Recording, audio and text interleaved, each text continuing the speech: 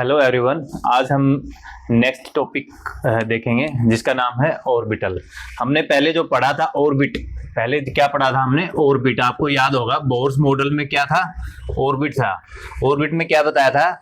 जो एक इलेक्ट्रॉन होता है, किसी भी एटम का जो एक इलेक्ट्रॉन होता है, वो न्यूक्लियस के चारों तरफ एक ऑर्बिट में, एक फिक्स एनर्जी में वो क्या करता है? मूव करता है। हमने पहले देखा था ये एक न्यूक्लियस, ये एक ऑर्बिट, दूसरा ऑर्बिट, थर्ड ऑर्बिट देखा था जिसमें n is equal to 1, n is equal to 2, n is equal to 3 हमने माना था ना।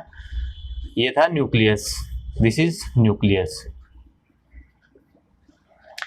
बोर्स मॉडल में क्या बताया गया था? कोई भी इलेक्ट्रॉन न्यूक्लियस के चारों तरफ उसके तरफ क्या करता है? चारों तरफ रिवॉल्व करता है, उसके चारों तरफ मूवमेंट करता है एक फिक्स्ड लाइन में, ठीक है, जिसका हमने एंगुलर मोमेंटम भी देखा था। एक फिक्स्ड पोर्शन में, एक फिक्स्ड लाइन पे, एक सर्कुलर पाथ में, एक ऑर्बिट में क्या करता है? वो मूव करता है एक फिक्स एनर्जी के साथ। ये था कि ये क्या था? ये सब क्या थे? ऑर्बिट। ये हमने पहले पढ़ा था बोर्स मॉडल में। देन हमें बताया गया था कि ये जो एनर्जी है इसके अंदर, जब तक कि इलेक्ट्रॉन को एनर्जी नहीं मिलती है तब तक वो एक ऑर्बिट से दूसरे ऑर्बिट में शिफ्ट नहीं होता है, या फिर एनर्जी लूज करके ऊपर वाले ऑर्बिट से या नीचे वाले ऑर्बिट में वो शिफ्ट नहीं होता है। देन डी ब्रोगली ने क्या बताया था? बोर्स ने भी बताया था कि एक फिक्स रहता है इसमें, ठीक है, और स्टेबल रहता है। क्या रहता है? स्टेबल रहता है इलेक्ट्रॉन उसमें, किसमें? ऑर्बिट में। देन डी ब्रोगली ने क्या बताया था कि हमने एक फॉर्मूला देखा था, n lambda is equal to 2 pi r, means जितने नंबर ऑफ वेव्स, ठीक है, चाहे एन की वैल्यू नंबर ऑफ वेव्स है 1 2 3, कितनी भी, लैम्डा क्या है? उसका वेव का वेवलेंथ, कितनी भी वेव है उसका किसके बराबर होना चाहिए? उस ऑर्बिट के सर्कमफेरेंस के बराबर होना चाहिए। हमने आपको याद होगा, हमने ये देखा था, इसमें नंबर ऑफ वेव्स बनाई थी। इनको क्या बोला गया था? स्टैंडिंग वेव्स, ठीक है। क्या बताया था इनको? Standing waves. मींस किसी भी एक सर्कमफेरेंस है जो ऑर्बिट का, उसमें नंबर ऑफ वेव्स, उनका लैम्डा क्या है कि उसकी वेवलेंथ है, अगर वो रहते हैं और वो स्टेबल रहते हैं। कब रहेंगे स्टेबल? जब वो स्टैंडिंग वेव बन जाएगी। यहां तक हमने पढ़ा था, डी ब्रोगली ने बताया था। देन नेक्स्ट क्या बताया था? हेजनबर्ग अनसर्टेनिटी प्रिंसिपल आया था, जिसमें क्या था? Delta of x into delta of p is equal to h upon में 4 लैम्डा। हेजनबर्ग अनसर्टेनिटी प्रिंसिपल क्या था? कि uncertainty of the position and uncertainty in the momentum, sorry ये डेल पी है, ठीक है। कोई भी पार्टिकल है, कोई भी माइक्रोस्कोपिक पार्टिकल है, जैसे कि इलेक्ट्रॉन की बात कर लेते हैं, उसका पोजीशन और उसका दूसरी चीज क्या थी? मोमेंटम, एक पर्टिकुलर टाइम पे बिल्कुल एक्यूरेटली नहीं हम निकाल सकते। ये बताया था हेजनबर्ग अनसर्टेनिटी प्रिंसिपल ने। Del of x dot del of p is equal to h by 4 pi. H constant है, प्लैंक्स कांस्टेंट, वाई कांस्टेंट है, पी क्या है? अनसर्टेनिटी ऑफ मोमेंटम, एक्स क्या है? Uncertainty of position of that electron. यहां तक हमने देख लिया था। आज हम बात करेंगे ऑर्बिटल की, ठीक है। जैसे कि ऑर्बिट में क्या हमने देखा था? एक फिक्स्ड पाथ है। क्या है? एक फिक्स्ड, एक हम यहाँ पे बना लेते हैं ऑर्बिट का, ताकि आप लोगों को कंफ्यूजन ना हो, ठीक है। ऑर्बिट में क्या देखा था? एक फिक्स्ड बात है, उसमें इलेक्ट्रॉन मूव करता रहता है, उसके अराउंड, उसमें न्यूक्लियस के अराउंड वो घूमता रहता है। सपोज मान लीजिए एक ऑर्बिट हम मान लेते हैं, ठीक है, दिस इज ऑर्बिट, कोई भी एक। लेकिन अभी उसके बाद फर्दर क्या बताया? हेजनबर्ग अनसर्टेनिटी प्रिंसिपल के बाद देखा गया कि जो इलेक्ट्रॉन है वो न्यूक्लियस के चारों तरफ रहता है, लेकिन वो किसी एक पर्टिकुलर स्पेस में रहता है। वो एक पर्टिकुलर एक 2D जो हमारा शो हो रहा है ऑर्बिट, एक फिक्स्ड पाथ में नहीं रहता है, लेकिन क्या रहता है? एक एरिया है न्यूक्लियस के। ऑर्बिट में क्या था कि एक फिक्स्ड पाथ था कि इसी पाथ पे ही वो इलेक्ट्रॉन मूवमेंट करेगा, ठीक है। लेकिन ऑर्बिटल में क्या बताया कि एक न्यूक्लियस है, उसके चारों तरफ जो स्पेस है, उसके चारों तरफ जो जगह है, उसमें इलेक्ट्रॉन्स पाए जाते हैं। उसमें भी ये बताया गया, जैसे सपोज ये क्या है? डॉट्स, ठीक है।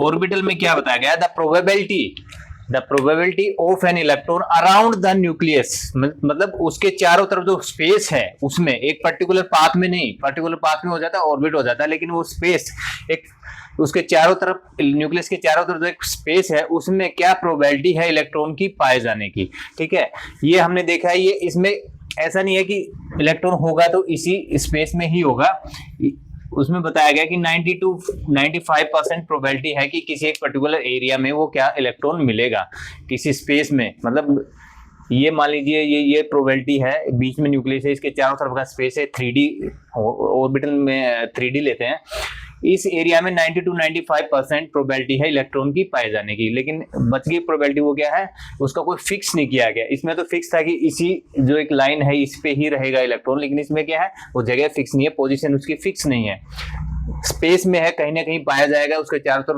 न्यूक्लियस के चारों तरफ। यहाँ एक शो करने के लिए दिखाया गया कि ये बिल्कुल पास का जो एरिया उसमें 90 to 95% प्रोबेबिलिटी है कि वहां पे वो इलेक्ट्रॉन पाया जाए। इसे बाहर भी हो सकता है, उसकी भी प्रोबेबिलिटी है, लेकिन बहुत कम प्रोबेबिलिटी है। डिस्टेंस बढ़ता जाएगा न्यूक्लियस से तो प्रोबेबिलिटी कम होती जाएगी, तो उसको हम क्या करते हैं, नेग्लिजिबल मान लेते हैं। स्टडी करने के लिए ये मान लिया गया कि ये एक ऑर्बिटल है और ये क्या है, एक ऑर्बिट है। ठीक है, नेक्स्ट हम देखेंगे इन दोनों के बीच में डिफरेंस क्या है। ठीक है, इनकी डेफिनेशन देख लेते हैं एक बार। ठीक है, पहले हम किसकी डेफिनेशन देखते हैं, ऑर्बिट के देखते हैं। The electron in an atom. ठीक है, यहाँ पे क्या है, मान लीजिए इलेक्ट्रॉन है। ठीक है, the electron in an atom revolve around the nucleus only. ये क्या है, न्यूक्लियस इसका। Electron in an atom revolves around the nucleus only in a certain selected circular path. ये है सर्टेन सेलेक्टेड सर्कुलर पाथ में मूव करेगा, जैसा कि हमने डिस्कस किया। उसको क्या बोलते हैं हम लोग, ऑर्बिट पे बोलते हैं। इसकी एक फिक्स वैल्यू है और फिक्स इसकी क्या है, एक एनर्जी है। ठीक है, इलेक्ट्रॉन का चार्ज है और उसकी फिक्स एक एनर्जी है। लेकिन ऑर्बिटल के केस में क्या बोलेंगे, orbital A region around the nucleus. ठीक है, रीजन मतलब कोई स्पेस, कोई जगह एक न्यूक्लियस के चारों तरफ। ठीक है, around the nucleus when the probability where the probability of finding the electron is maximum, means इस एरिया में इलेक्ट्रॉन की एक particular energy, electron having a particular energy के, ऐसा नहीं है कि उसकी एनर्जी अलग है तो भी इसी एरिया में मिलेगा। एनर्जी वो डिपेंड करेगा एनर्जी के ऊपर, उसकी एनर्जी कितनी ज्यादा है कम है, उस बेस पे इस एरिया में प्रोबेबिलिटी है उसकी इलेक्ट्रॉन की पाए जाने की। ठीक है, तो ये था ऑर्बिट, ये था ऑर्बिटल। तो दोनों में यही डिफरेंस है। ऑर्बिट में क्या रहता है, एक फिक्स पाथ में न्यूक्लियस के चारों तरफ एक पर्टिकुलर रिवॉल्व करता रहता है इलेक्ट्रॉन।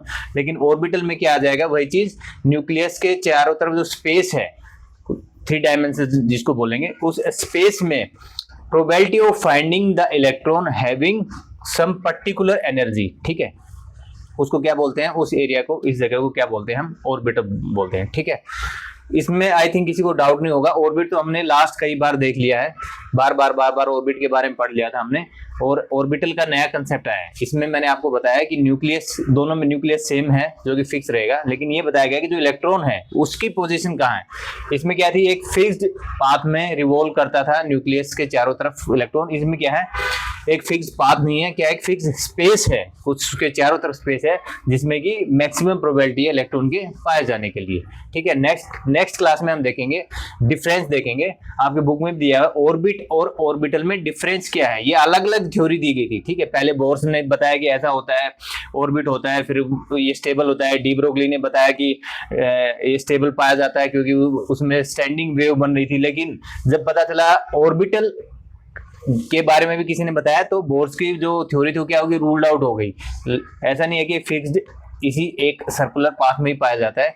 फिर क्या आ गया नया कंसेप्ट, किसी ने बताया, नेक्स्ट किसी ने बताया कि ये कि एक न्यूक्लियस के चारों तरफ स्पेस है उसमें पाया जाता है इलेक्ट्रॉन्स। ठीक है, तो ये आप कंसेप्ट याद रखिएगा। ऑर्बिट में फिक्स्ड है, इसमें क्या है, एक फिक्स पाथ नहीं है, क्या है, एक स्पेस है। ठीक है, इसकी और क्या क्या डिफरेंस आएंगे मेन, वो डिफरेंस हम नेक्स्ट क्लास में देखेंगे। इसमें किसी को डाउट हो तो प्लीज आप पूछ लीजिएगा कमेंट करके। Thank you very much.